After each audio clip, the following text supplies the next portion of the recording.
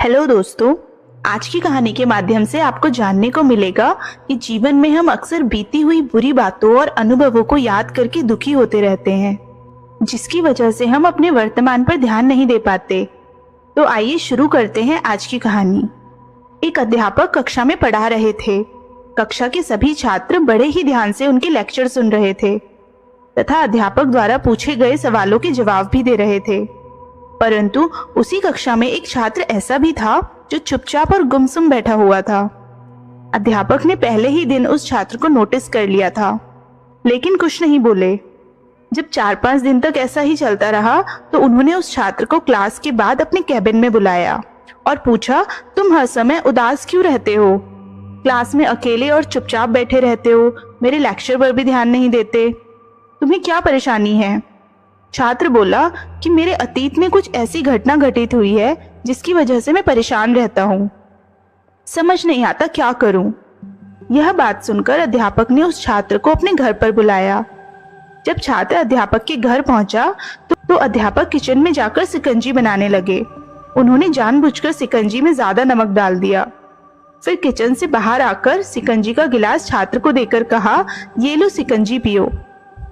छात्र ने गिलास हाथ में लेकर जैसे ही एक घूंट पिया, अधिक नमक के कारण उसका मुंह अजीब सा बन गया। यह देखकर अध्यापक ने पूछा, क्या हुआ? शिकंजी पसंद नहीं आई? छात्र ने कहा, नहीं सर, ऐसी बात नहीं है, बस शिकंजी में थोड़ा नमक ज्यादा हो गया है। अध्यापक ने कहा, अरे अब तो ये बेकार हो गई, लाओ गिलास मुझे दो, मैं इसे फेंक देता हूँ। और जैसे ही अध्यापक ने छात्र से गिलास लेने के लिए अपना हाथ आगे बढ़ाया, वैसे ही छात्र ने मना करते हुए कहा, नहीं सर, इसमें केवल नमक ज्यादा है, थोड़ी चीनी और मिलाएंगे तो इसका स्वाद ठीक हो जाएगा। उस बच्चे की यह बात सुनकर अध्यापक बोले, तुमने सही कहा।